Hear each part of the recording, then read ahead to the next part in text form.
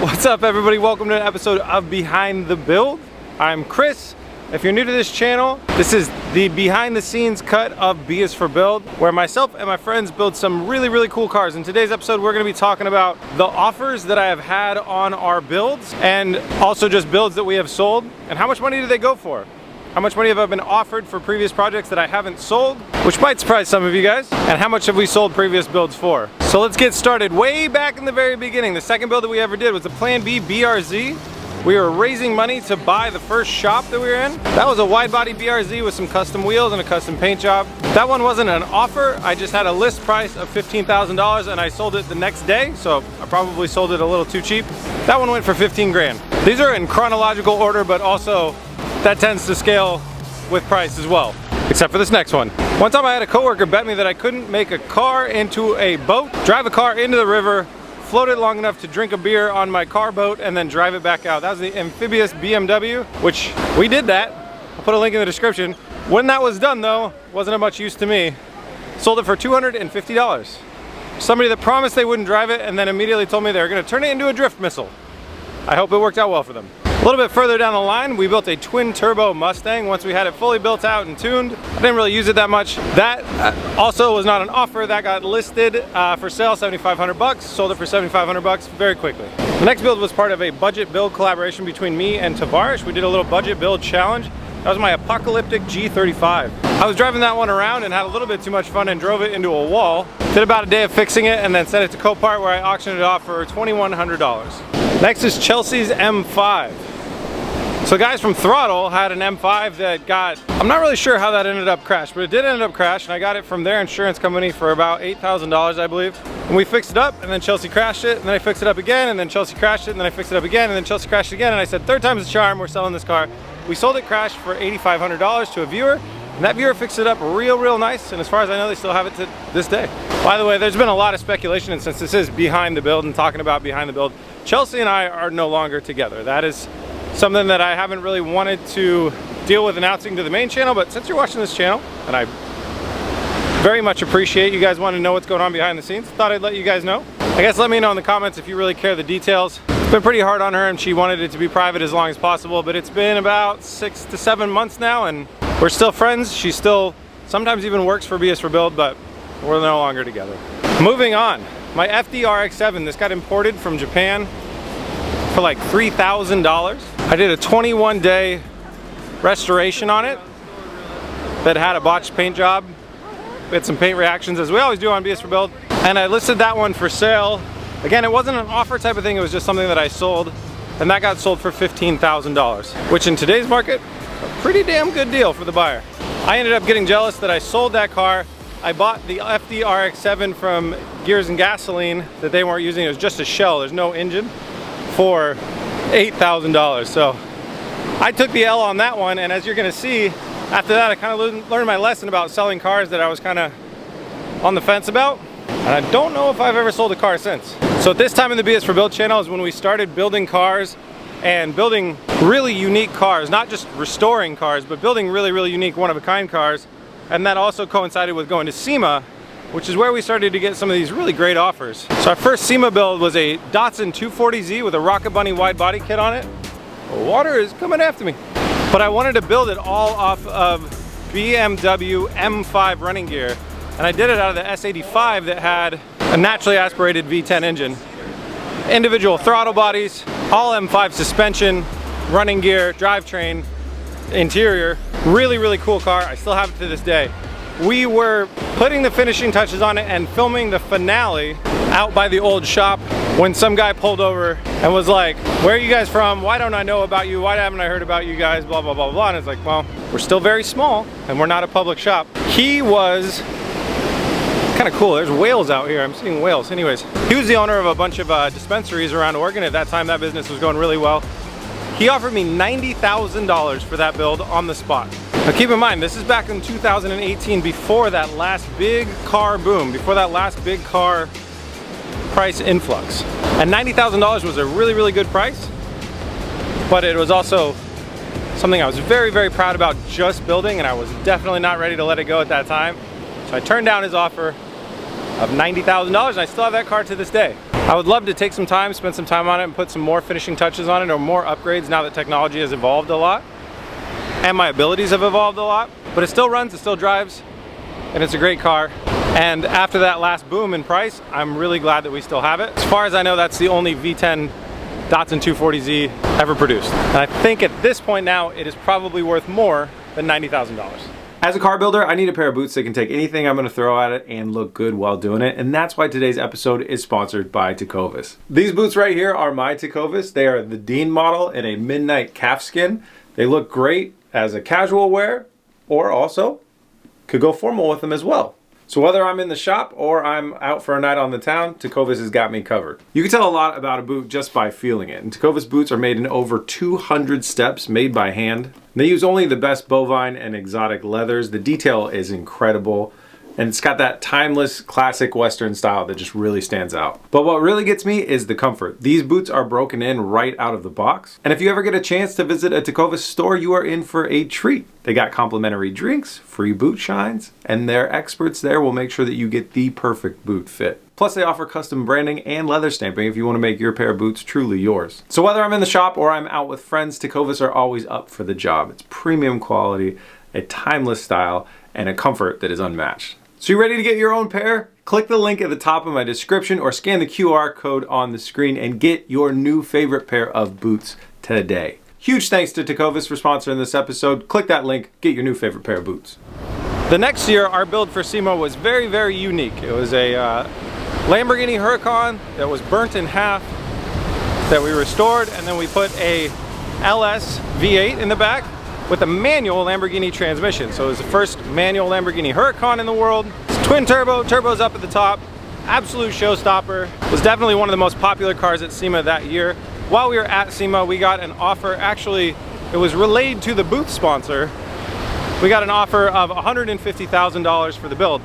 If you consider that a Lamborghini Huracan, I mean that was the selling price for a Lamborghini Huracan at the time anyways. It was not really an offer that I considered very much at all, because I thought the car was worth a lot more money.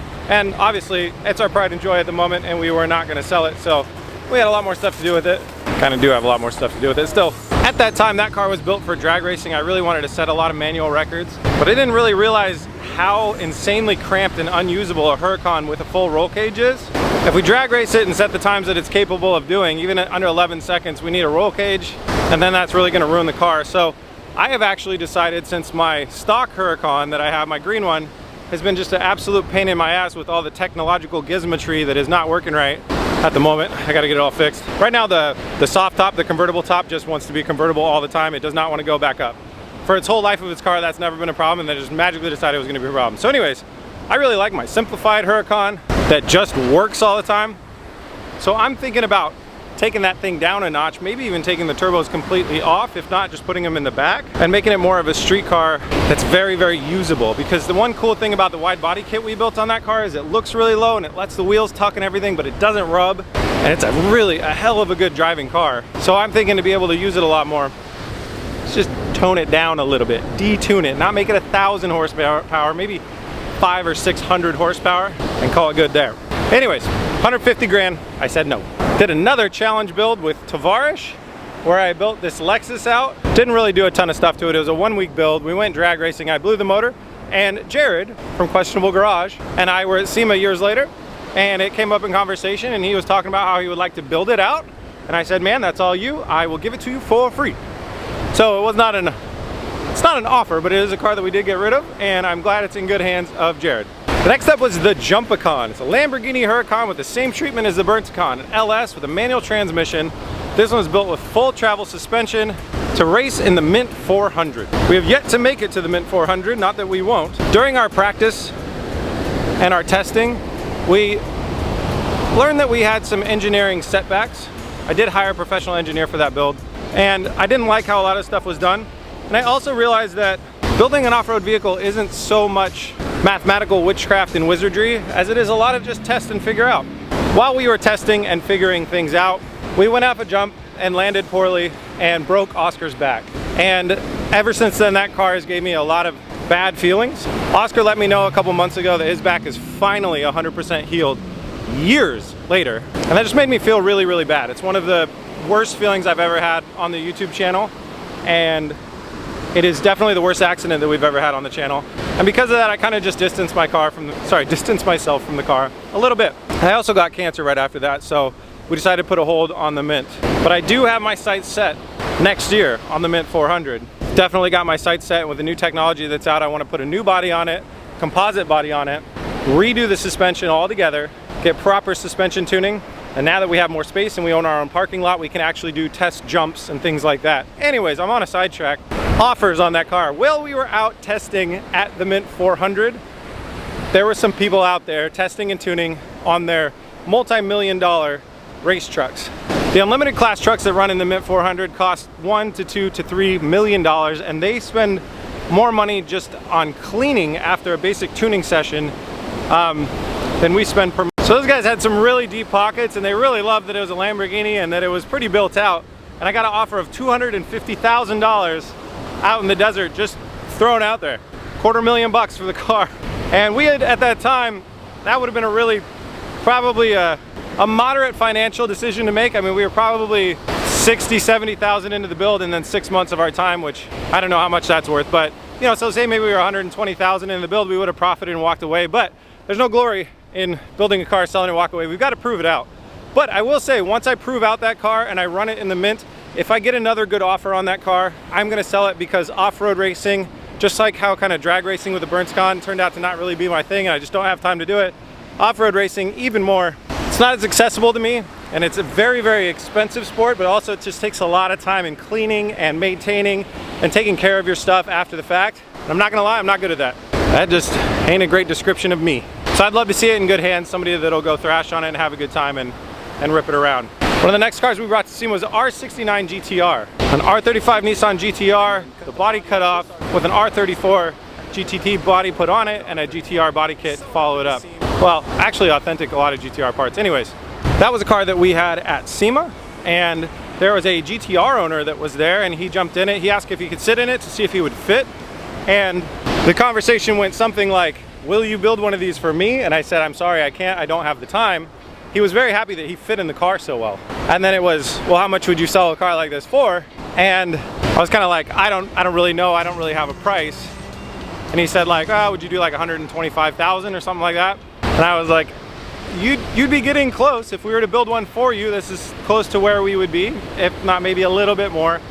He gave me his card. I was supposed to follow up with him for the potential of building him one, but we're not in a position to be able to build cars that aren't the main subject of the show. So I humbly declined. That same year at SEMA, we had the single-seater. And a lot of you guys that watch the show probably know of Brad DeBerti. He's a real cool young dude. I've actually been in a position as a SEMA Young Guns judge to judge a lot of his builds at SEMA for Battle of the Builders. Extremely talented. And he walks up to the single-seater, him and his dad, and he actually really, really loved it.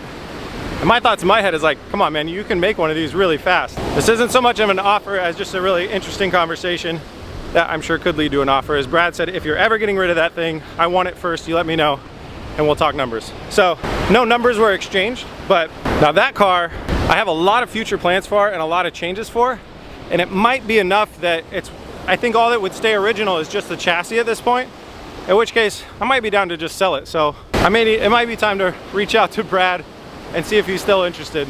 It's such a great looking car, it's such a fun car, and I know he would do a lot with it. But I almost need to make sure I keep it around to copy the chassis first and then let it go, because I'm looking at all new body, all new engine and drivetrain, but same suspension. And at that same year at SEMA, we had the biggest offer that we've ever had on a vehicle ever. We built the mid-engine 67 Mustang Fastback with the Extremo wide body on it. The drastic wide body, white 67 Mustang. It got so much attention at SEMA. People absolutely loved it. And I'm gonna have to be a little bit vague here based on some agreements that I had during the conversations of negotiation. Somebody left a card at the Holly booth, which it was displayed, and said, "I want to buy this car. Get Chris in touch with me." Now that happens a lot at SEMA, as we've talked about, and a lot of people are kind of full of shit. This guy, everybody said from Holly, is like, this guy did not seem full of shit at all. It turned out this guy was a broker and a buyer for a king. And I'm not gonna say which king or anything like that, because the whole situation honestly made me a little bit nervous, a little bit skittish. The thought of selling a vehicle to somebody that has their own military, if they don't like it or something goes wrong, I mean, the The guy is a king from somewhere very far away. Honestly, don't even know where it's at on the globe.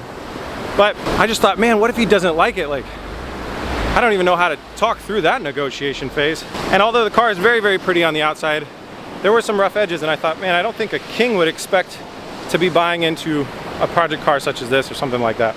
Made me feel a lot of different ways, but the money, damn, did that feel good.